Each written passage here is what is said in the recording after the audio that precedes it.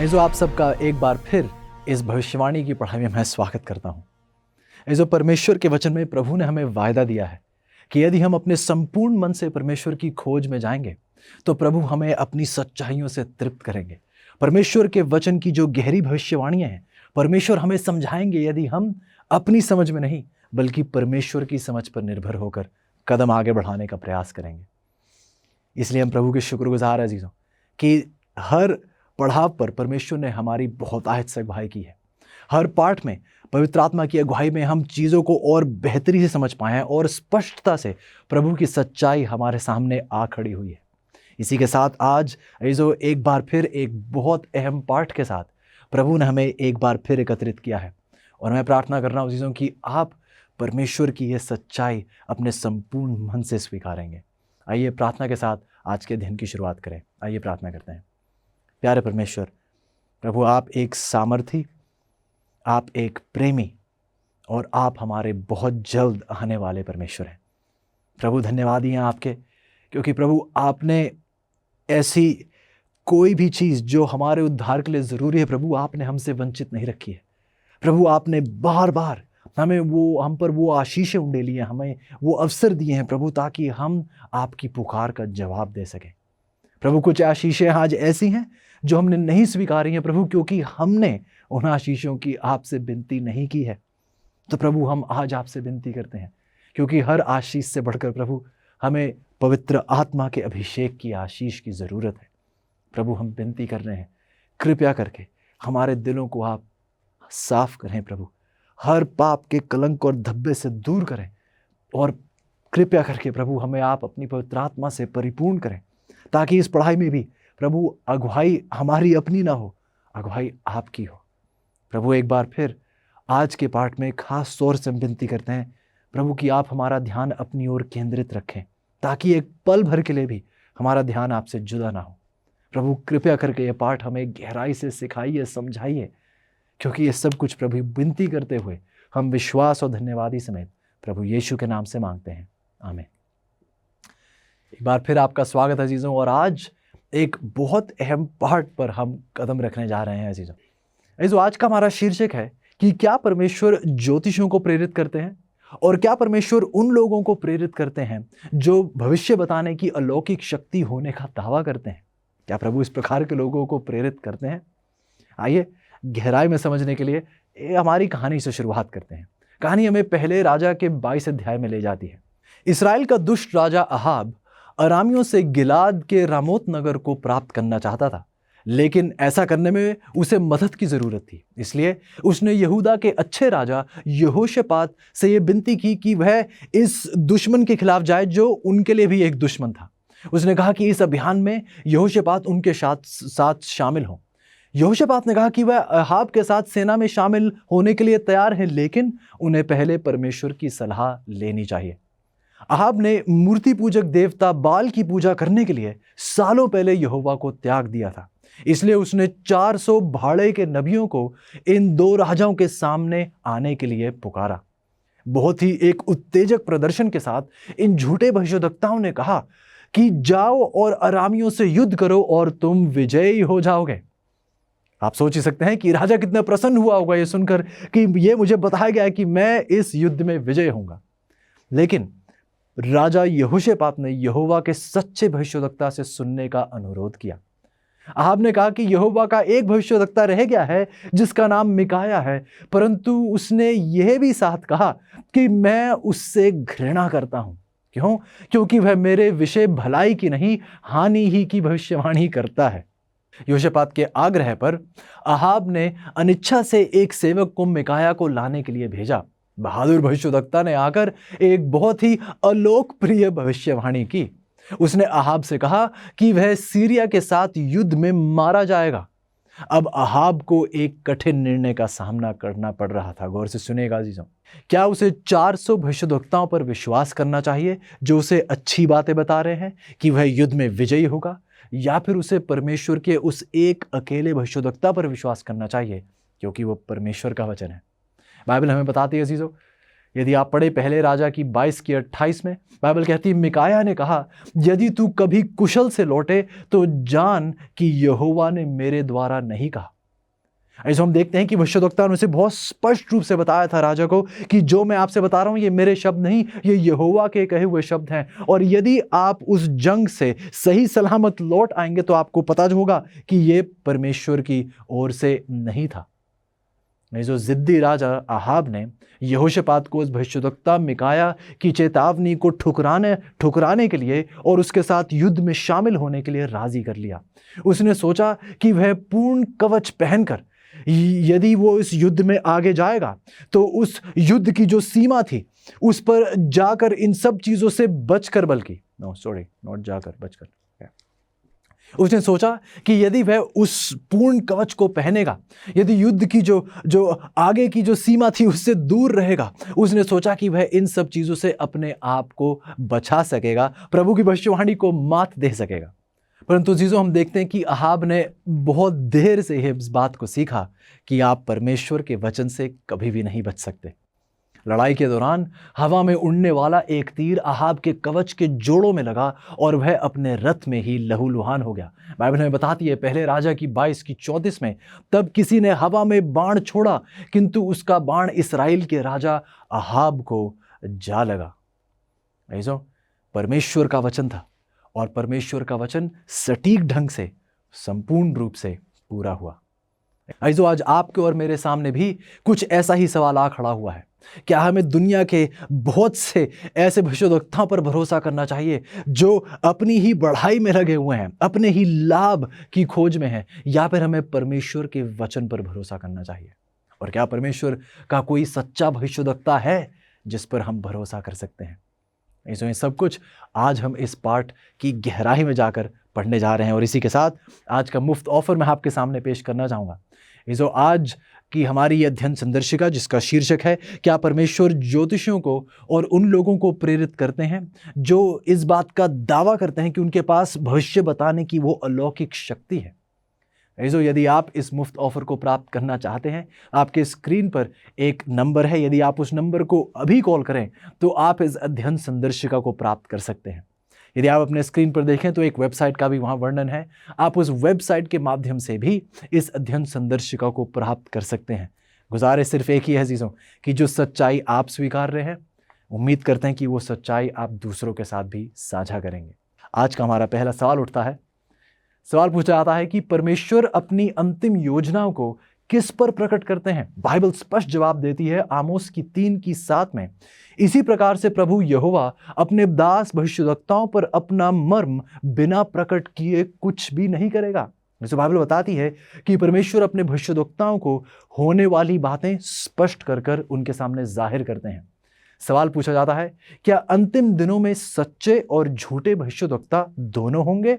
Bible बताती है हमें मत्ती की 24:11 में, प्रभु यीशु के अपने शब्द, और बहुत से झूठे भविष्यद्वक्ता उठ खड़े होंगे और बहुतों को भरमाएंगे। जी हाँ अजीजों, झूठे भविष्यद्वक्ता अंतिम दौर में पाए जाएंगे और पाए जाते हैं। आज प्रेरितों के काम की 2:17 बताती है, परमेश्वर कहता है कि अंत के दिनों में ऐसा होगा कि मैं अपना आत्मा सब मनुष्यों पर उंडेलूंगा और तुम्हारे बेटे और तुम्हारी बेटियां भविष्यवाणी करेंगी। बाइबल अजीजों स्पष्ट करती है सच्चाई को कि यदि अंतिम दौर में झूठे भविष्यद्वक्ता होंगे तो प्रभु इस बात का भी दावा कर रहे हैं, प्रभु इस बात का वायदा बल्कि दे रहे हैं कि अंतिम दिनों में मैं अपना पवित्र आत्मा सब मनुष्य पर उंडेलूंगा, तुम्हारे बेटे और तुम्हारी बेटियां भविष्यवाणी करेंगी। जी हाँ, अंतिम दौर में झूठे और सच्चे भविष्यद्वक्ता होंगे। जो निर्गमन की 15:20 में हमें एक और सच्चाई प्राप्त होती है कि हारून की बहन मरियम नामक भविष्यद्वक्ति ने हाथ में डफ लिया और सब स्त्रियां डफ लिए नाचती हुई उसके पीछे हो लीं।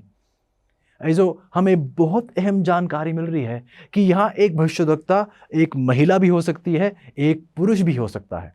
बाइबल बताती है लूका की 2:36 में, और अशेर के गोत्र में से फनुएल की बेटी हन्ना एक भविष्यद्वक्तिन थी, वह बहुत बूढ़ी थी। बाइबल हमें सच्चाई स्पष्ट करके बता रही है। प्रेरितों के काम की 21:8 में बताती है चीज़ों की, दूसरे दिन हम जो पौलुस के साथ थे वहाँ से चलकर कैसरिया में आए और सुसमाचार प्रचारक फिलिपुस के घर में गए, जो सातों में से एक था, और जाकर उसके यहां रहे। उसकी 4 कुंवारी पुत्रियां थीं जो भविष्यवाणी करती थीं।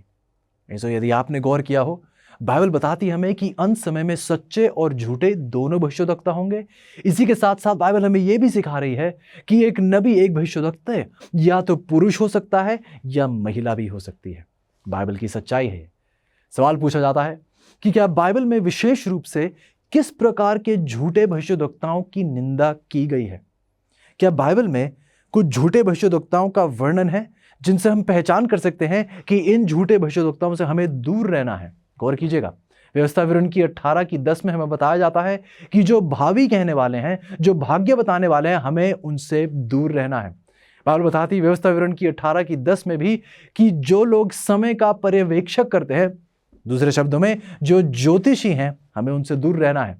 उसी आयत में बताया जाता है कि जो टोना करते हैं, जो जादूगर हैं, हमें उनसे भी दूर रहना है। जो चुड़ैल हैं, उनसे हमें दूर रहना है। जो तांत्रिक हैं, जो तंत्र मंत्र या जादू करते हैं, हमें उनसे दूर रहना है। जो परिचित आत्माओं के साथ परामर्श करने वाले हैं, हमें उनसे भी दूर रहना है। ओझा जो है पुरुष अतीन्द्रिय संवेदी, उनसे भी बाइबल कहती है चीज़ों की हमें दूर रहना है। व्यवस्था विवरण की 18:11 में हमें बताया जाता है कि जो नेक्रोमेंट हैं या फिर जो भूत सिद्धि करने वाले हैं, हमें उनसे भी दूर रहना है, जो मृतकों के साथ परामर्श करने का दावा करते हैं। ऐसे यदि आप गौर करें तो व्यवस्था विवरण की 18:9-12 ये कहता है कि जितने ऐसे काम करते हैं वह सब यहोवा की दृष्टि में घृणित हैं। ऐसे ये शब्द एक बहुत अहम शब्द है बाइबल में। जब प्रभु किसी चीज को घृणित कहते हैं तो प्रभु अपनी घृणा, प्रभु हमें बता रहे हैं कि इन चीजों से हर मसीही व्यक्ति को पूर्ण रूप से दूर रहना चाहिए। इस कारण से मसीहियों को उनसे कोई लेना देना नहीं रखना चाहिए। सवाल पूछा जाता है, क्या परमेश्वर की अंतिम समय की कलीसिया के पास भविष्यवाणी का वरदान होगा? यदि प्रभु कह रहे हैं कि अंतिम दिनों में सच्चे भविष्यद्वक्ता होंगे, तो क्या फिर प्रभु की अंतिम दिनों की सच्ची कलीसिया के पास भी कोई सच्चा भविष्यद्वक्ता होगा? आवाज सुनते हैं परमेश्वर की प्रकाशित वाक्य की 12:17 में। बाइबल बताती है, और अजगर स्त्री पर क्रोधित हुआ और उसकी शेष संतान से लड़ने को गया। इसके बारे में हम पहले चर्चा कर चुके हैं। अजगर उस शैतान को दर्शाता है, स्त्री प्रभु की कलीसिया को दर्शा रही है प्रकाशित वाक्य की 12 में, और शैतान प्रभु की कलीसिया से क्रोधित है और उसकी शेष संतान प्रभु की कलीसिया के वो अंतिम लोग, प्रभु की अंतिम कलीसिया, उन पर ये क्रोधित है, उन पर वार करने को गया। पर देखते हैं कि ये शैतान उनकी पहचान किस प्रकार करता है, प्रभु की अंतिम कलीसिया की पहचान किस प्रकार की जाती है। बाइबल बताती है ये वो लोग हैं जो परमेश्वर की आज्ञाओं को मानते हैं और प्रभु यीशु की गवाही देने पर स्थिर हैं। हमने देखा है चीजों, हमने एक पूरा पाठ परमेश्वर की व्यवस्था, परमेश्वर की आज्ञाओं पर किया हुआ है।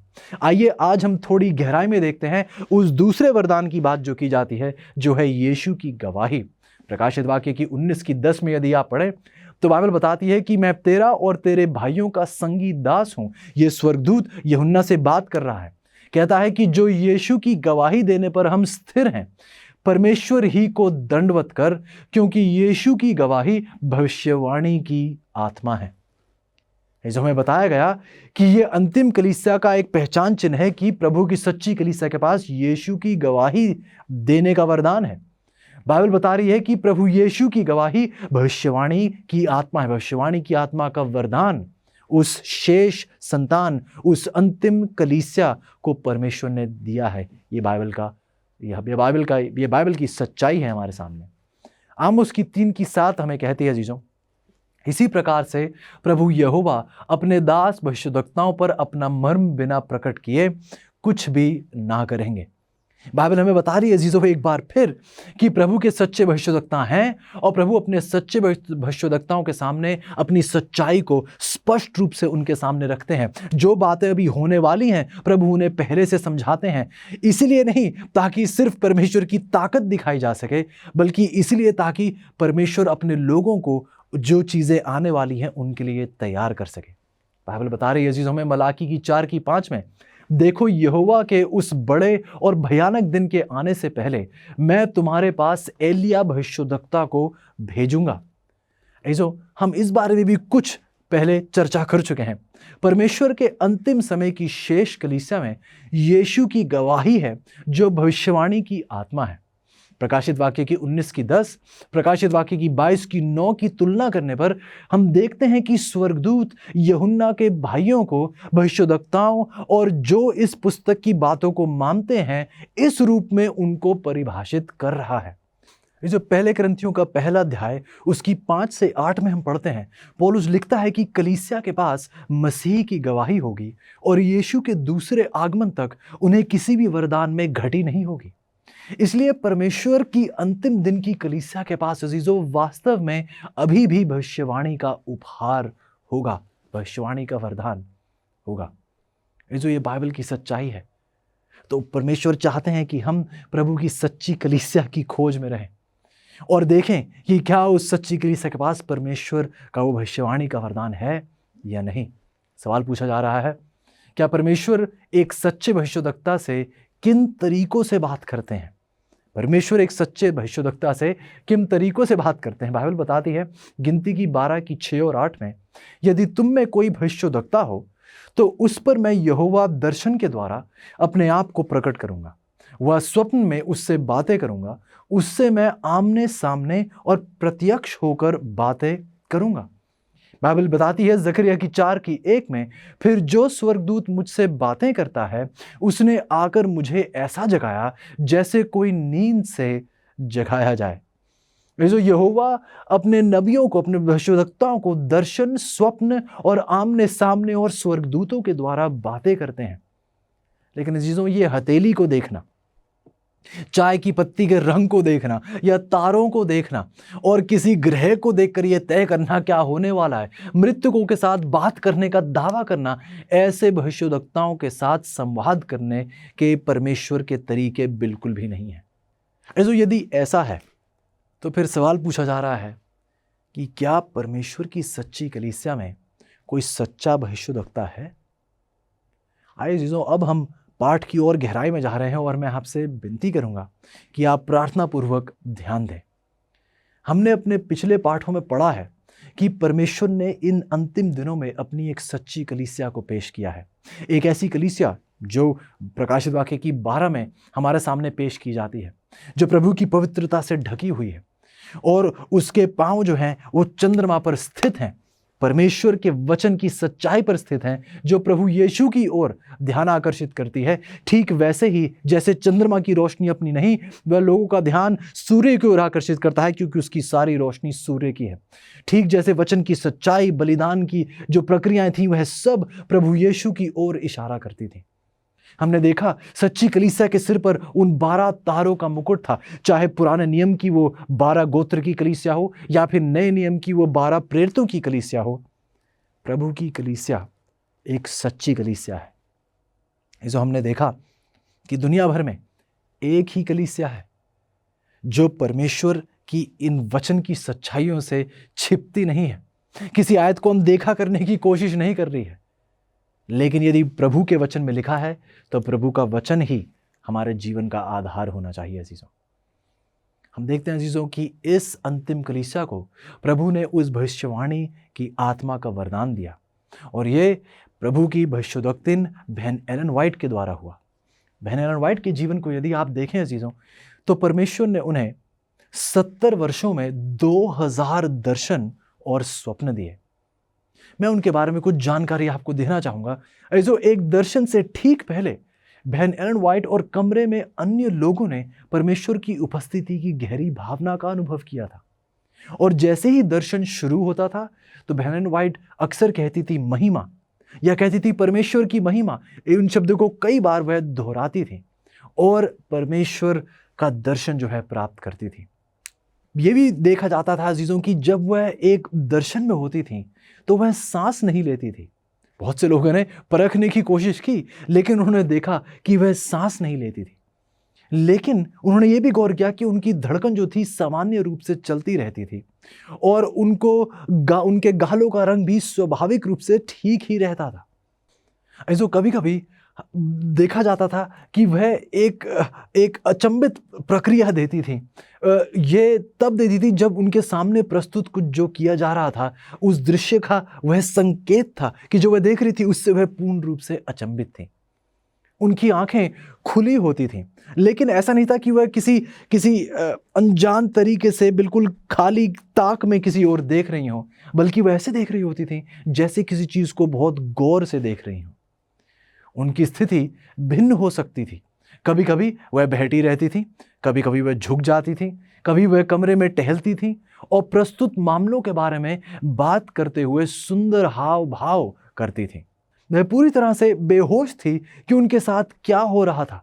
वह उन्होंने ना तो देखा, ना तो सुना, ना महसूस किया, ना ही किसी भी तरह से अपने आसपास की घटनाओं को वह महसूस कर पाई जब वह दर्शन में होती थी। दर्शन के करीब होने का संकेत एक गहरी सांस के द्वारा दिया जाता था। उसके बाद लगभग 1 मिनट में दूसरा, और बहुत जल्द ही उसकी प्राकृतिक सांस फिर से शुरू हो जाती थी। दर्शन के तुरंत बाद देखा जाता था कि उन्हें सब कुछ अंधकार में जान पड़ता था।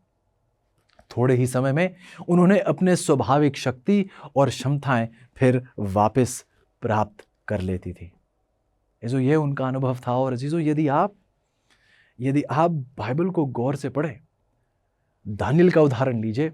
जब दानियल स्वीकारता था परमेश्वर के उस दर्शन को, तो वह भी हम देखते हैं शुरुआती रूप से अपनी ताकत खो देता था। और हाल में बताया भी जाता है कि परमेश्वर किस प्रकार दानियल को दोबारा उठाते हैं और उसे सामर्थ्य और उसे शक्ति देते हैं। ये जो हम देखते हैं, ये बातें जो बहन एन वाइट के साथ होती हैं, हम देखते हैं कि बाइबल इस बात का सबूत देती है कि ये सब बाइबल में दिए गए उन सच्चाइयों पर आधारित है। जैसा परमेश्वर बताते हैं एक भविष्यद्वक्ता के साथ होता है, हम देखते हैं कि बहन एलन वाइट के साथ भी कुछ ऐसा ही हुआ। सवाल पूछा जा रहा है जीजों कि क्या चमत्कार एक सच्चे भविष्यद्वक्ता का निश्चित प्रमाण है? बहुत से लोगों के लिए जहां चमत्कार है वहीं परमेश्वर है। लेकिन बाइबल देखिए क्या कहती है जीजों, प्रकाशित वाक्य की 16:14 में, कि ये शैतानी दुष्ट आत्माएं थीं और उनमें चमत्कार दिखाने की शक्ति थी। वह समूचे संसार के राजाओं के पास निकल कर जाती हैं। अजीजों, चमत्कार इस बात का प्रमाण नहीं है कि कोई सच्चा नबी है या नहीं है। हाँ, यह सच्चाई है कि परमेश्वर जहां मौजूद है वहां चमत्कार होते हैं। लेकिन बाइबल स्पष्ट कर देती है अजीजों कि शैतानी आत्माएं भी हैं जो चमत्कार दिखा सकती हैं। आइए हम चमत्कार पर निर्भर ना हो, परमेश्वर की वचन की सच्चाई पर निर्भर हो। अजीजों, एक बात तो सिद्ध है कि यहाँ एक अलौकिक शक्ति का प्रदर्शन किया जा रहा है। लेकिन सवाल यह है कि यह अलौकिक शक्ति क्या परमेश्वर की है या फिर शैतान की है? यही कारण है कि प्रभु हमसे कहते हैं पहले यूहन्ना की 4:1 में कि प्रियो, हर एक आत्मा की प्रतीति ना करो, वरन आत्माओं को परखो कि वह परमेश्वर की ओर से हैं कि नहीं, क्योंकि बहुत से झूठे भविष्यद्वक्ता जगत में निकल खड़े हुए हैं। सवाल पूछा जा रहा है कि एक भविष्यद्वक्ता की सबसे महत्वपूर्ण परख क्या है? बाइबल जवाब देती है यशायाह की 8:20 में कि व्यवस्था और चितौनी ही की चर्चा किया करो। यदि वे लोग इस वचनों के अनुसार ना बोलें तो निश्चय उनके लिए पौना फटेगी, निश्चय ही उनमें रोशनी नहीं है। जो व्यवस्था और चेतावनी बाइबल के लिए पुराने नियम की ऐसी सच्चाई हैं, एक ऐसी अहम परख है जिसके द्वारा परखा जा सकता है कि कोई सच्चा परमेश्वर का दूत है या नहीं। दूसरे शब्दों में यदि कहा जाए तो किसी ऐसे व्यक्ति के संदेश की तुलना बाइबल से की जानी चाहिए जो परमेश्वर की ओर से भविष्यवाणी करने का दावा करता है। जो भी इस बात का दावा करता है कि वह परमेश्वर की ओर से भविष्यवाणी कर रहा है, आइए उसकी बातों को लेकर आप बाइबल से परखें कि क्या वह व्यवस्था और चुनौती के आधार पर बात कर रहा है या नहीं। हमें भविष्यद्वक्ता की परख बाइबल और बाइबल से करनी चाहिए, ना कि भविष्यद्वक्ता के द्वारा बाइबल की परख। क्या आपने ध्यान से सुना? हमें भविष्यद्वक्ता की परख बाइबल के द्वारा करनी चाहिए, ना कि बाइबल की परख भविष्यद्वक्ता के द्वारा। परमेश्वर का कोई भी सच्चा भविष्यद्वक्ता हमेशा पवित्र शास्त्रों से 100% सहमत होगा। यही एक अहम सच्ची परख है। ऐसे उदाहरण के तौर पर जोसेफ स्मिथ का उदाहरण ले लीजिए। जोसेफ स्मिथ एक बहुत ही मशहूर भविष्यवक्ता थे। जोसेफ स्मिथ ने दावा किया था कि उनकी जानकारी बाइबल से बेहतर थी। ऐसा यहाँ सीधे रूप से यह तय किया जाता है कि क्या ये सच्चे भविष्यवक्ता हैं या ये झूठे भविष्यवक्ता हैं। जो भविष्यवक्ता ये दावा करने लगे कि उनकी जानकारी बाइबल से बेहतर है, हम पूर्ण रूप से बता सकते हैं कि वो सच्चे नहीं, पूर्ण रूप से झूठे भविष्यवक्ता हैं। इनकी तुलना में आइए एलन एंड वाइट के शब्द सुनते हैं। महान विवाद महासंघर्ष की किताब है। इसके पृष्ठ 594 में लिखा है, आखिरी महान भ्रम जल्द ही हमारे सामने खुलने वाला है। ख्रीष्ट विरोधी हमारी दृष्टि में अपने अद्भुत काम करने को है। नकल इतनी बारीकी से सच के समान होगी कि उनके बीच बाइबल के अलावा अंतर करना असंभव होगा। आपने सुना अजीजों, वह कहती हैं कि शैतान की यह नकल बारीकी से सच्चाई के इतनी बारीकी से सच्चाई के समान होगी कि उन दोनों के बीच अंतर करना, यदि आपके पास बाइबल ना हो तो बाइबल के अलावा उनके बीच अंतर करना असंभव होगा। उसकी गवाही से, परमेश्वर के वचन की गवाही से हर बयान और हर चमत्कार को परखा जाना चाहिए। इसको गौर से सुनिए।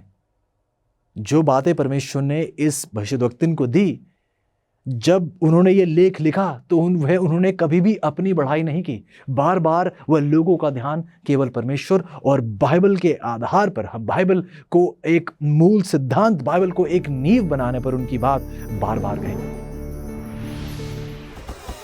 हमारे टूटे हुए संसार के लिए क्या प्रभु की योजना जानना चाहते हैं? जैसे हम बाइबल की भविष्यवाणी देखते हैं, आप अपनी सबसे बड़ी चुनौतियों के लिए भरोसेमंद हल प्राप्त करना चाहते हैं। प्रोत्साहित करने वाली और प्रकाशन देने वाली amazing facts Bible study guide Bible पर आधारित 27 टॉपिकल लेसन्स प्रदान करती हैं, जिसमें सुंदर ग्राफिक्स और स्पष्ट उत्तर दिए गए हैं, जिसे समझना बहुत ही आसान है। हर बाइबल स्टडी गाइड आपको व्यवहारिक उत्तर की ओर लेकर जाती है, आपके जीवन के सबसे महत्वपूर्ण सवालों के लिए। मैं कैसे तंदुरुस्त संबंध पा सकता हूँ, यीशु मसीह फिर से कब और कैसे आएंगे, और भी बहुत कुछ। अपने भविष्य को अवसर पर मत छोड़िए, सत्य से अपने जीवन को बदल दीजिए। Amazing facts Bible study guide के द्वारा ये उपलब्ध हैं इंग्लिश, हिंदी, तमिल और तेलुगु भाषा में। तो इंतजार मत कीजिए, अपने स्टडी गाइड का पूरा सेट ऑर्डर कीजिए और विजिट कीजिए bookstore.aftv.in पर। सवाल पूछा जा रहा है, भविष्यद्वक्ता की दूसरी परख क्या है? बाइबल बताती है हमें पहले यूहन्ना की 4:2 में, परमेश्वर की आत्मा को तुम इस तरह पहचान सकते हो, हर वह आत्मा जो यह मानती है कि यीशु मसीह मनुष्य के रूप में पृथ्वी पर आया है, वह परमेश्वर की ओर से है। जो परमेश्वर के भविष्यद्वक्ता को प्रभु यीशु मसीह के बारे में सच्चाई को स्वीकारना है और दूसरों को सिखाना भी है। यह सच्चाई कि परमेश्वर देहधारी हुए, वह मनुष्य का रूप उन्होंने स्वीकारा और इस पृथ्वी पर आए। सच्चे भविष्यद्वक्ताओं को भी प्रभु यीशु की स्तुति करनी चाहिए, ना कि अपनी। लेकिन अधिकांश झूठे भविष्यद्वक्ता परमेश्वर के वचनों से लोगों का ध्यान हटाकर अपने विचारों की ओर लोगों का ध्यान आकर्षित करने की कोशिश करते हैं। इन झूठे भविष्यद्वक्ताओं की तुलना में एलन एंड वाइट के शब्द सुनेगा युगों की अभिलाषा की किताब में। वह कहती हैं, अनादि काल के दिनों से प्रभु यीशु मसीह पिता के साथ एक थे, वह परमेश्वर का प्रतिरूप थे। वह अपने लेख में बार बार जो परमेश्वर ने सच्चाइयां दी, वह बार बार इस बात पर जोर लगाती हैं कि प्रभु यीशु परमेश्वर का प्रतिरूप है। वह अनादिकाल के दिनों से प्रभु यीशु मसीह पिता के साथ एक थे। ऐसा कोई दौर नहीं था जब प्रभु यीशु मसीह नहीं थे। वह बताती है किस प्रकार प्रभु यीशु इस पृथ्वी पर आए, अपने लोगों के लिए उन्होंने बलिदान दिया। ऐसे वह प्रभु यीशु की स्तुति कर रही हैं, ना कि अपनी। सवाल पूछा जा रहा है, एक भविष्यद्वक्ता की तीसरी परख क्या है? बाइबल जवाब देती है हमें मत्ती की 7:16 में, उनके फलों से तुम उन्हें पहचान लोगे। ऐसे इसका मतलब यह नहीं है कि एक भविष्यद्वक्ता सिद्ध होगा मुकम्मल तरीके से, उसमें एक भी खामी नहीं होगी। सच्चाई तो यदि आप बाइबल भी पढ़ें तो परमेश्वर के भविष्यद्वक्ताओं में हमेशा कुछ कमियां अक्सर होती थी। लेकिन यदि आप गौर करें चीज़ों, तो सच्चे भविष्यद्वक्ता जो सिखाते हैं और जो जीवन वह जीते हैं, उन दोनों के बीच बहुत करीबी रिश्ता होना चाहिए। जो वह बोलते हैं वह उनके जीवन में भी नजर आना चाहिए। सुनिएगा अजीजों यह बात, अमेरिकन लाइब्रेरी ऑफ कांग्रेस ने एलन वाइट को दुनिया में चौथी सबसे अधिक अनुवादित लेखक दुनिया में सबसे अधिक अनुवादित महिला लेखक और दुनिया में सबसे अधिक अनुवादित अमेरिकी लेखक के रूप में मान्यता दी है। 2005 में बार्ना सर्वे में उन किताबों और लेखकों का खुलासा हुआ जिन्होंने पादरियों को सबसे अधिक प्रभावित किया। 40 साल से कम उम्र के पादरियों ने कई लेखकों का समर्थन किया, जिसमें शामिल थे व्यापार सलाहकार जेम्स कॉलिंस, पादरियों की शिक्षा संस्था के प्रोफेसर टॉम रेनर और 19वीं सदी की seventh day Adventist Ellen White और पादरी जॉन ऑर्टबर्ग। यदि आप गौर करें तो बहन एलन व्हाइट के द्वारा परमेश्वर ने बहुत सी सच्चाइयां प्रकाशित की, ऐसी सच्चाइयां जिनका लेख वह बार बार करती गई और कलीसिया को बहुत सच्चाई का वरदान जो है परमेश्वर ने बहन एलन व्हाइट अपनी भविष्यद्वक्तिन के द्वारा दिया। यदि आप शिक्षा की बात करें तो शिक्षा पर उनके लेख पर आधारित दुनिया भर में 8,807 स्कूलों की स्थापना हुई। उनकी स्वास्थ्य की सच्चाई जो उन्होंने सिखाई, परमेश्वर ने उनके द्वारा सिखाई, उस पर आधारित पूरी दुनिया में 211 अस्पताल और आरोग्य आश्रम, जिन्हें सैनिटेरियम्स कहा जाता है, उनकी स्थापना की गई। यदि आप प्रकाशन की बात करी जाए, जो किताबें छापी जाती हैं और पैम्फलेट्स छापे जाते हैं, पत्रिकाएं छापी जाती हैं, इनकी लेख पर आधारित एक बार फिर 60 प्रकाशन गृह और शाखाएं स्थापित की गई। हम देखते हैं कि परमेश्वर की सच्चाई अपनी भविष्यद्वक्तिन के द्वारा एक स्वर्गीय सच्चाई थी, जिस सच्चाई पर आधारित परमेश्वर ने बहुत से लोगों को कई सालों से परमेश्वर आशीषित करते चले आ रहे हैं। आइए देखते हैं, वैज्ञानिक नजर से बहन एलन व्हाइट के शब्दों को परखने की कोशिश करते हैं। बहन व्हाइट के शब्दों में वह कहती हैं कि तंबाकू की भूख आत्मविनाशकारी है। यह और भी अधिक नशीली चीजों की लालसा उत्पन्न करती है, जैसे कि अंगूरी मदिरा और शराब, जो सभी नशीली हैं। अब आइए चिकित्सा विज्ञान की बात सुनते हैं। वह कहते हैं कि जो बच्चे तंबाकू का सेवन करते हैं, उनमें शराब, marijuana और अन्य अवैध ड्रग्स के अनुक्रम में उपयोग करने की संभावना अधिक होती है। क्या आपने सुना अजीजों कि जो बच्चे तंबाकू का सेवन करते हैं, उनमें शराब, marijuana और अन्य अवैध ड्रग्स के अनुक्रम में उपयोग करने की संभावना अधिक होती है। अब आप देख रहे हैं, बहन एलन व्हाइट, शायद मैंने आपको बताया नहीं है कि बहन व्हाइट केवल 3री क्लास तक पढ़ी हुई थी। ये उनकी अपनी बुद्धि तो बिल्कुल नहीं है, ये उनकी अपनी सामर्थ्य तो बिल्कुल नहीं है, लेकिन देखिए अपने दौर से कहीं पहले वह ऐसे कुछ वैज्ञानिक तथ्य आप हमारे सामने रखती हैं जो आज चिकित्सा विज्ञान भी कहते हैं कि सही है। और शब्द सुनेगा, वे कहती हैं कि हाल ही में मैंने कई पुरुषों की मृत्यु के बारे में पढ़ा। मृत्यु के लिए जिम्मेदार लगभग हमेशा हृदय की विफलता को ठहराया जाता है, लेकिन वास्तव में तंबाकू और शराब के उपयोग ने उनमें से कईयों के शरीर में जहर भर दिया था। मुझे पता नहीं यदि आपको इतिहास पता हो या ना, जब सिगरेट का उत्पादन, जब सिगरेट को पीना लोगों ने शुरू किया था, शुरुआती दौर में यह बताया जाता था कि सिगरेट का पीना आपकी सेहत के लिए बहुत अच्छा होता है। ऐसे दौर में बहन एलन व्हाइट कह रही थी कि यह तंबाकू और शराब के उपयोग ने ही इनमें से कईयों के शरीर में जहर भर दिया है। तो आज चिकित्सा विज्ञान क्या मानता है कि अमेरिका में प्रतिवर्ष लगभग 3 लाख हृदय रोग से होने वाली मौतें सिगरेट पीने का प्रत्यक्ष परिणाम है। एक बार फिर परमेश्वर के द्वारा दिया गया वचन कई साल पहले आज चिकित्सा विज्ञान भी अपनाता है कि सच्चाई है। बहन व्हाइट ने एक बार फिर कहा कि अनाज, फल, बादाम आदि और सब्जियां बुद्धि को शक्ति प्रदान करती हैं, जो कि एक अधिक जटिल और उत्तेजक आहार यह सारी शक्ति आपके शरीर को नहीं देता है। तो चिकित्सा विज्ञान आज क्या कहता है कि मांस में एक पदार्थ होता है जो मस्तिष्क की गतिविधि को बाधित करता है, और ऐसे पदार्थ की कमी होती है जिसकी मस्तिष्क को अच्छी तरह से काम करने के लिए आवश्यकता होती है। मैं खुश हूं कि हम पहले से ही उस पाठ को पढ़ चुके हैं हमारे खाद्य पदार्थ के विषय में। हम पढ़ चुके हैं कि परमेश्वर ने मनुष्यों के लिए वो मूल आहार क्या तय किया था। और आज अजीजों, जो परमेश्वर कह रहे हैं, आज चिकित्सा विज्ञान भी उस बात को स्वीकार रहे हैं, हमारा शरीर मांस के सेवन के लिए शुरुआती रूप से बना ही नहीं था। आइए पढ़ते हैं। गवाहियों किताब है बहन एलन व्हाइट की, और वह कहती हैं कि वर्षों पहले प्रभु ने मुझे विशेष निर्देश दिया था कि वर्तमान सत्य के प्रकाश से युक्त साहित्य के प्रकाशन के लिए अमेरिका, यूरोप और अन्य देशों में इमारतों को विभिन्न स्थानों पर खड़ा किया जाना चाहिए। हमारी किताबों और पत्रिकाओं से वर्तमान सत्य के संबंध में दुनिया को प्रकाशमान करने के लिए प्रकाश की चमकीली किरणें चमकनी है। जो शुरुआती रूप से ही परमेश्वर ने उन्हें यह सिखाया था कि जो परमेश्वर के वचन की सच्चाइयां हैं, इस झूठ के दौर में परमेश्वर की सच्चाइयों को ऊंचे उठाने की जरूरत है और दुनिया में इन सच्चाइयों को फैलाने की जरूरत है। ये जो आज हमारा ये छोटा सा प्रयास है कि ये सच्चाई आज हम आप तक पहुंचा पाएं और आप प्रभु की सच्चाई से आशीषित हो पाएं। बाइबल बताती है दूसरे इतिहास का 20 अध्याय और उसकी 20 आयत में, अपने परमेश्वर यहोवा पर विश्वास रखो तब तुम स्थिर रहोगे, उसके भविष्यद्वक्ताओं की प्रतीति करो तब तुम कृतार्थ हो जाओगे। जो प्रिय प्रभु की गुजारिश है कि आइए हम प्रभु के भविष्यद्वक्ताओं की प्रतीति करें, जो परमेश्वर के द्वारा वचन दिए जा रहे हैं अपने भविष्यद्वक्ताओं के द्वारा, आइए हम उन पर भरोसा करें। पॉल हार्वी के शब्द सुनिएगा।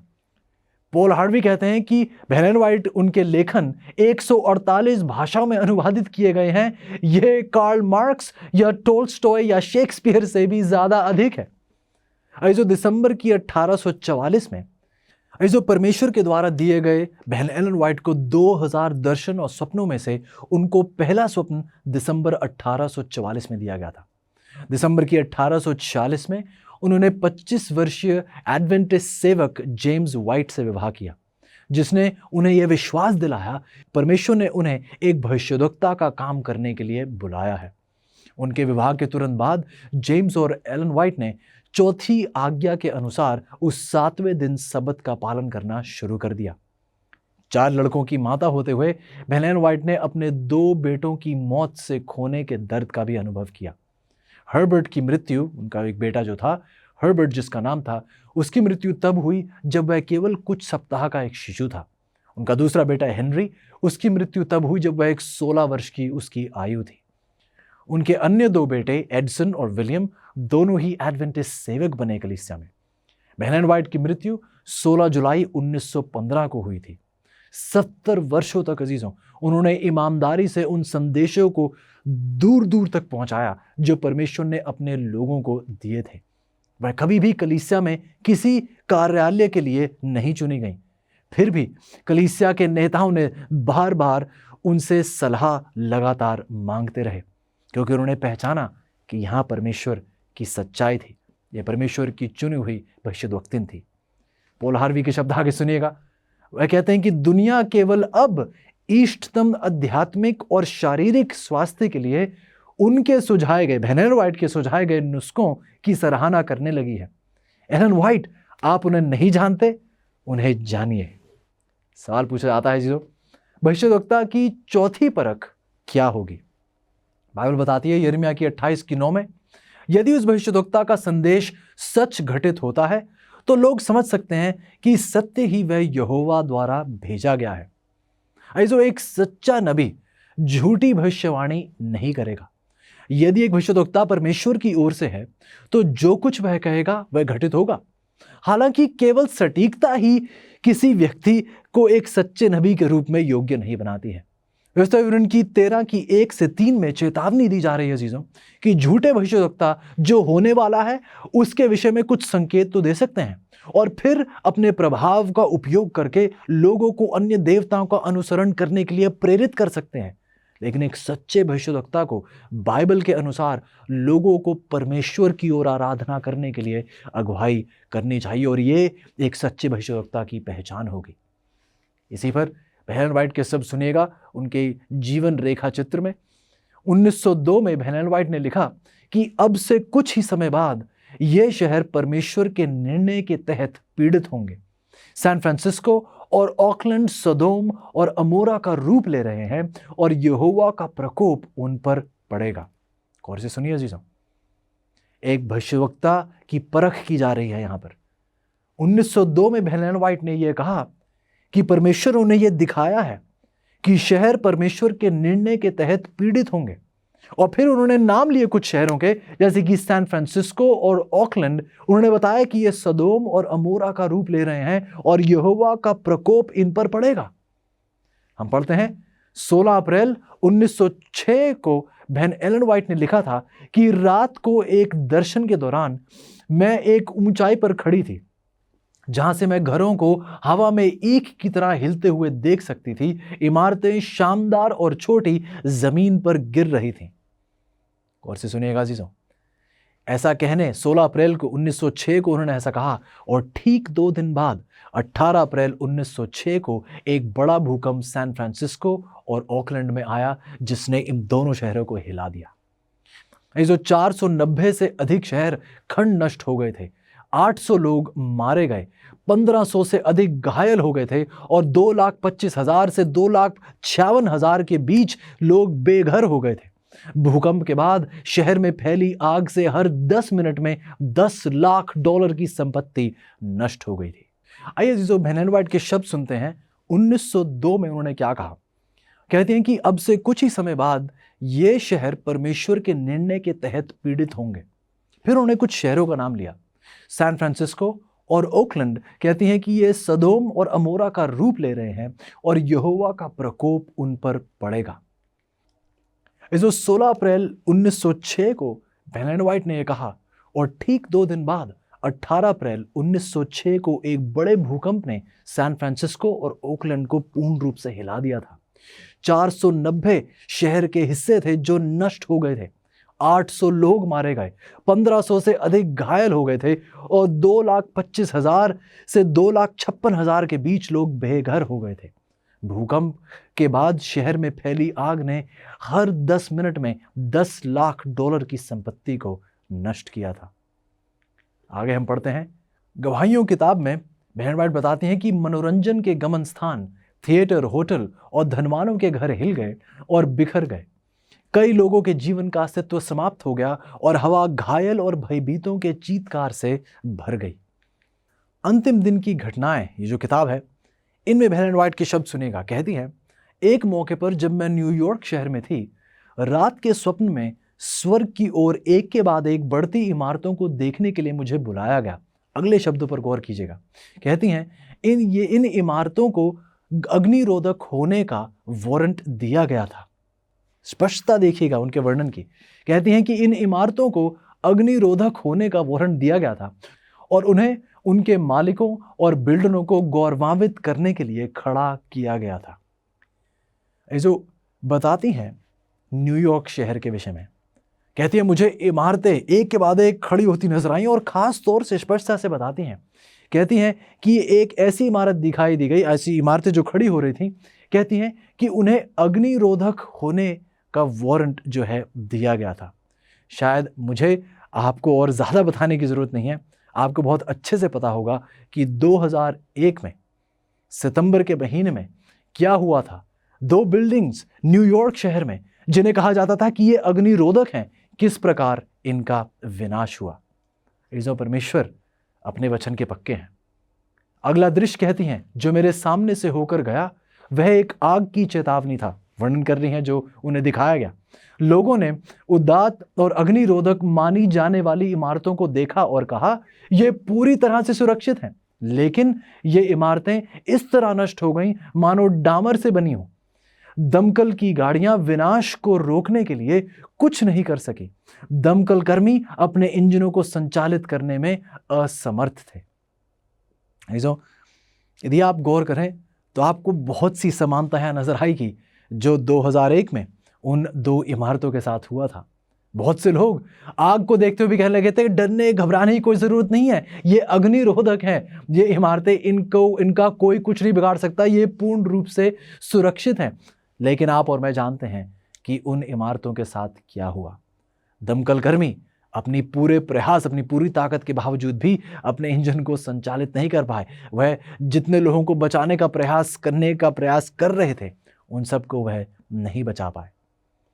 सवाल पूछा जाता है चीज़ों कि भविष्यवाणी के बारे में पौलुस किन 3 बातों का आदेश देता है।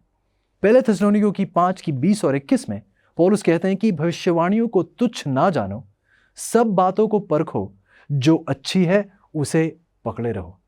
अब जो पौलुस कहते हैं कि हमें भविष्यवाणी के वरदान का तिरस्कार या अनादर नहीं करना चाहिए। बल्कि हमें भविष्यद्वक्ता के संदेशों को पवित्र शास्त्र के द्वारा परखना चाहिए और जो अच्छा और सत्य है उसका पूर्ण रूप से पालन करना चाहिए। अगला सवाल अजीजों पूछा जाता है, जब भी हम एक सच्चे भविष्यद्वक्ता के शब्दों को अस्वीकार करते हैं, हम किसकी सलाह को अस्वीकार करते हैं?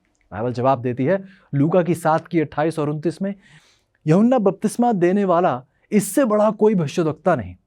तब हर किसी ने, यहां तक कि कर वसूलने वालों ने भी यूहन्ना को सुनकर बपतिस्मा लेकर परमेश्वर को सच्चा मान लिया। लूका की 7:30 बताती है, किंतु फरीसियों और व्यवस्था के जानकारों ने उसका बपतिस्मा ना लेकर उनके संबंध में परमेश्वर की इच्छा को नकार दिया। गौर कीजिएगा अजीजों, जब वो यूहन्ना को नकार रहे थे, जब वह प्रभु के उस बपतिस्मे को नकार रहे थे, वह परमेश्वर की इच्छा को नकार रहे थे। ऐसे जब हम एक सच्चे भविष्यद्वक्ता के वचनों को अस्वीकार करते हैं तो हम परमेश्वर की सलाह को अस्वीकार कर रहे हैं, हम परमेश्वर को अस्वीकार रहे हैं। एक गंभीर विचार है अजीजों। बाइबल हमें परमेश्वर के भविष्यद्वक्ताओं को सुनने के लिए कहती है। वह भविष्यद्वक्ताओं की पूजा करने के लिए नहीं कह रही, वह स्वयं परमेश्वर नहीं है, लेकिन परमेश्वर द्वारा दिए गए वचन जब एक भविष्यद्वक्ता कहते हैं तो उन वचनों को ठुकराना परमेश्वर को ठुकराना है, क्योंकि वह परमेश्वर के वचन है, उस व्यक्ति के नहीं। जो बाइबल हमें परमेश्वर के भविष्यद्वक्ताओं को सुनने के लिए कहती है और वादा करती है बाइबल कि जो सच्चे भविष्यद्वक्ता की सलाह का पालन करेगा वह परमेश्वर में मजबूती से आगे बढ़ पाएगा। बाइबल बताती है लूका की 13:34 में, हे यरूशलेम, हे यरूशलेम, तू भविष्यद्वक्ताओं की हत्या करता है और परमेश्वर ने जिन्हें तेरे पास भेजा है उन पर पत्थर बरसाता है। ऐसे प्रभु यीशु का दिल टूट रहा था। वे यरूशलेम को देख रहे थे और यरूशलेम पर जो नाश आने वाला था उसे देखते हुए प्रभु कह रहे थे कि देखिए आपने मेरे भविष्यद्वक्ताओं के साथ क्या किया है, आपने उन पर पत्थर बरसाया, आपने उनकी हत्या की है, आप पर विनाश आ रहा है। एलेन वाइट बताती हैं मारनाथा किताब में कि परमेश्वर की पवित्र आत्मा की गवाही को अप्रभावी बनाना शैतान का अंतिम धोखा होगा। गौर से सुनेगा, परमेश्वर की पवित्र आत्मा की गवाही को अप्रभावी बनाना शैतान का अंतिम धोखा होगा। नीति वचन की 29:18 कहती है, जहां दर्शन की बात नहीं होती वहां लोग नाश हो जाते हैं। सच्ची गवाही में परमेश्वर की शेष कलीसिया के विश्वास को अस्थिर करने के लिए शैतान चतुरता से विभिन्न तरीकों से और अलग अलग एजेंसियों के माध्यम से काम करेगा। ऐसे आइए आगे बढ़ते हैं कि हमारे लिए एलेन वाइट की गवाही की आवश्यकता के क्या कारण हैं। सबसे पहला, प्रभु यीशु मसीह को ऊंचा स्थान देने के लिए, क्योंकि ये जो प्रभु ने इनके द्वारा लिखा है उसमें केवल प्रभु यीशु को ही ऊंचा उठाया जा रहा है। महान विवाद को समझने के लिए हमें इस गवाही की ज़रूरत है। आध्यात्मिक और भक्तिपूर्ण आशीषों के लिए हमें इस गवाही की ज़रूरत है। शारीरिक और स्वास्थ्य लाभ के लिए जो अहम जानकारी और जो बहुत ही ज़रूरी सीख परमेश्वर ने इनके द्वारा दी है, हमें इस गवाही की ज़रूरत है। बाइबल को ऊंचा स्थान देने के लिए बार बार अपने लेख में ये बार बार लोगों का ध्यान अपनी किताबों की ओर नहीं, परमेश्वर के वचन की ओर आकर्षित करती है। कहती हैं जो परमेश्वर ने मुझे लिखने को दिया है ये एक छोटी रोशनी है जो आपको उस परमेश्वर के वचन, उस बड़ी रोशनी की ओर आकर्षित कर रहा है। कलीसिया के संस्थानों पर प्रभाव के लिए परमेश्वर ने बहुत सी सीख दी अपनी कलीसिया के लिए, और ये गवाही की हमें ज़रूरत है ताकि हम परमेश्वर के दिए हुए उद्देश्य के मुताबिक, परमेश्वर के वचन के मुताबिक हम आगे आत्मिक उन्नति में बढ़ते चले जाएं। और भविष्यवाणियों के लिए, जो भविष्यवाणियाँ परमेश्वर ने अपने भविष्यवक्तन के द्वारा की हैं वह पूर्ण रूप से सत्य और खरी उतरी हैं। तो अजीजों आज आपका जवाब क्या होगा? क्योंकि परमेश्वर अभी भी भविष्यवक्ताओं के माध्यम से बोलते हैं, और क्योंकि एक सच्चे भविष्यवक्ता के शब्द आपके लिए यीशु की व्यक्तिगत गवाही है, क्या आप इन नवीन भविष्यवक्ताओं को बाइबल के द्वारा परखने और पवित्र शास्त्र की शिक्षा से सहमत लोगों की सलाह का पालन करने के लिए तैयार है? ऐसो क्या आप परमेश्वर के वचन को अपने जीवन का आधार बनाने के लिए तैयार हैं? क्या आप तैयार हैं कि परमेश्वर का वचन आपके जीवन की बुनियाद बने, इसे एक नींव बने? क्या आप तैयार हैं अजीजों कि आप मनुष्य की परंपराओं को नहीं, परमेश्वर की सच्चाई पर अपने कदम आगे बढ़ाना चाहते हैं? अजीजों आज का पाठ बहुतों के लिए बहुत कठिन होगा, लेकिन मेरी आपसे यही विनती है, आइए इस सच्चे भविष्यवक्ता बेन एलन व्हाइट को आप लें, इनके लेख को आप पढ़ें, परखें, बाइबल से तुलना करें, देखें कि क्या बाइबल को ऊंचा उठाया जा रहा है या किसी व्यक्ति को ऊंचा उठाया जा रहा है, झूठ का प्रकाशन किया जा रहा है या सच्चाई को बढ़ोतरी दी जा रही है। आप तय करिए परमेश्वर के साथ। यदि आप तैयार हैं अजीजों, हर भविष्यवक्ता को बाइबल के सिद्धांतों के द्वारा परखने के लिए, तो आइएगा मेरे साथ प्रार्थना करते हैं। प्यारे परमेश्वर, प्रभु हम बहुत धन्यवादी हैं कि प्रभु आपने हमें अपने वचन की सच्चाई और अंधकार के दौर में वचन की रोशनी दी है प्रभु, ताकि हमारे कदम डगमगाए ना, ताकि हम स्थिर और दृढ़ रूप से आपके साथ चलते हुए पाए जाएं। प्रभु धन्यवादी हैं क्योंकि आपने आज एक बहुत ही अहम सीख हमें दी है। जी हाँ प्रभु, हम देखते हैं कि दुनिया में बहुत से झूठे भविष्यवक्ता हैं, लेकिन हम शुक्रगुजार हैं प्रभु कि आपने अपनी सच्ची कलीसिया को एक सच्ची भविष्यवक्तिन दी है। और धन्यवादी हैं प्रभु कि उनके लेख के द्वारा जो उत्साह और जो प्रेरणा हमें मिलती है प्रभु, वो बार बार हमें आपकी ओर आकर्षित कर रही है, वो हमारा ध्यान आपके वचन की ओर आकर्षित कर रही है। तो विनती है प्यारे प्रभु कि हम एक पल के लिए भी अपनी नज़रें आपसे ना हटाएं। प्रभु मैं अपने चीज़ों के लिए प्रार्थना करता हूँ। प्रभु आज का पाठ बहुत कठिन लगा होगा, लेकिन प्रभु विनती करते हैं कि हम आपकी ओर अपना ध्यान रखें, अपनी सोच पर निर्भर ना हो, बल्कि आप पर निर्भर रहें और प्रभु आपकी दी हुई सीख पर हम हमेशा अमल करते चले जाएं। धन्यवाद हैं प्रभु आज की इस पढ़ाई के लिए, और विनती करते हैं प्रभु कि आपके साथ चलने की हमें वो हिम्मत, वो ताकत और वो साहस दीजिएगा, क्योंकि ये सब कुछ हम आपके प्यारे बेटे प्रभु यीशु के नाम से मांगते हैं, आमीन।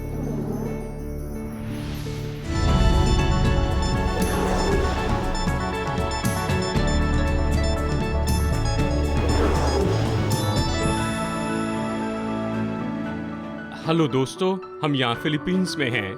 हम यहाँ पर वॉल्केनो और इस झील को देख रहे हैं। ये तो पूरी दुनिया में ज्योग्राफी के लिए एक बहुत ही महत्वपूर्ण जगह है। एक बात है कि एक समय ये तो पूरी दुनिया में सबसे बड़ा वॉल्केनो होता था, और फिर ये एक और झील है जहाँ पर एक और वॉल्केनो है, जिसमें एक और छोटी झील है और उसमें एक छोटा सा टापू भी है। 1500 की सदी से ये वॉल्केनो तो लगभग 6 बार बड़े रूप में फटकर आया, और यहाँ तक कि 1911 में ऐसा eruption हुआ जिसके कारण 1300 लोग मर गए, जो इसके धुएं और राख के कारण इतने लोग मर गए। और इस झील के कारण सुनामी भी आई है, और इस झील के आसपास के सारे गांवों को उसने नाश कर दिया। सच में देखा जाए तो ये पूरे फिलीपींस में ऐसा क्षेत्र है जिस पर सबसे ज्यादा गौर किया जाता है। इस वॉल्केनो को हमेशा देखा जाता है, और उन्होंने ये पाया कि सन 2006 में इस तरह से दिखाई दिया कि पानी का तापमान बढ़ती जा रहा है और साइस्मिक एक्टिविटी बढ़ गई है। दूसरे शब्दों में वो जानते हैं कि ये वॉल्केनो एक टाइम बम के जैसे है और फटने को तैयार है। पर ये बात बहुत ही दिलचस्प है, क्योंकि ये जगह तो साइस्मिक एक्टिविटी के लिए बड़ी जगह है, लेकिन इस सच्चाई के साथ ही जैसे वैज्ञानिक जानते हैं कि किसी न किसी दिन ये फट जाएगा। ये एक टूरिस्ट डेस्टिनेशन है, जमीन के लिए लोग लड़ते हैं, वो पागलों जैसा निर्माण कर रहे हैं और इस विनाश के ऊपर बैठना चाहते हैं। इस कारण हम सोचते हैं कि परमेश्वर ने अपने वचन में हमें इतनी चेतावनी दी है कि ये संसार खत्म हो जाएगा और यीशु मसीह आएंगे और पूरा आकाश बड़ी आवाज के साथ चला जाएगा। गर्मी के कारण सब तप्त होकर पिघलेगा। ये सब देखते हुए कि ये सब कुछ पिघल जाएगा, तो हमें किस तरह के लोग होना है? हमें भक्तिपूर्ण रीति से बातचीत करनी चाहिए। दोस्तों, क्या आपका ध्यान संसार की स्थिरता के कारण ऐसे भटक रहा है, या आप अगले संसार के लिए तैयार हो रहे हैं? क्या आप तैयार हैं उस बड़े बैंक के लिए?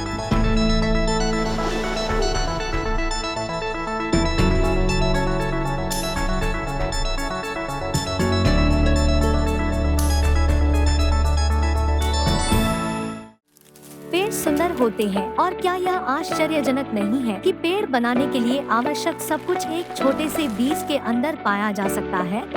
आपकी और क्या आश्चर्यजनक है? इस छोटे से QR कोड के अंदर वह सब कुछ है जो आपको आत्मिक रूप से बढ़ने में मदद करने के लिए चाहिए। द अमेजिंग फैक्ट्स इंडिया लिंकट्री, बस इसे स्कैन करें और आप हमारे बाइबल रीडिंग प्लान से जुड़ जाएंगे। हमारी website, YouTube, Facebook, Instagram, share chat और बहुत कुछ, अब आप जुड़े हुए हैं। इस छोटे से QR कोड को स्कैन करें और आज ही बढ़ना शुरू करें।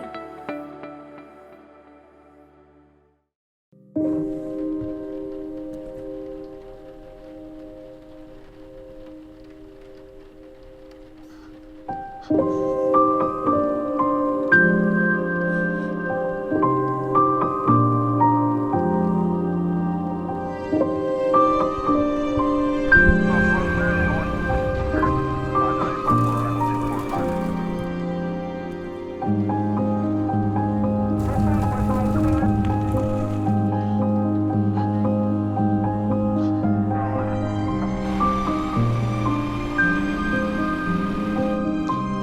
फिर ऐसा होगा कि कोई दर्द नहीं होगा, न पुलिस स्टेशन, न कोई बीमारी, न मृत्यु, न दुख उठाना। ये तो असली बात है दोस्तों। हमारे संसार का ये दुख तो परमेश्वर की योजना के अनुसार नहीं था। वो सब कुछ अपनी असली योजना में वापस लेकर आएगा। धन्य है जो मन के दीन है, वो स्वर्ग के राज्य के वारिस होंगे। क्योंकि मैं भूखा था और तुमने मुझे खाने के लिए दिया। मेरे इन छोटे से छोटे भाइयों के लिए तुमने जो कुछ भी किया है वो तुमने मेरे लिए किया है।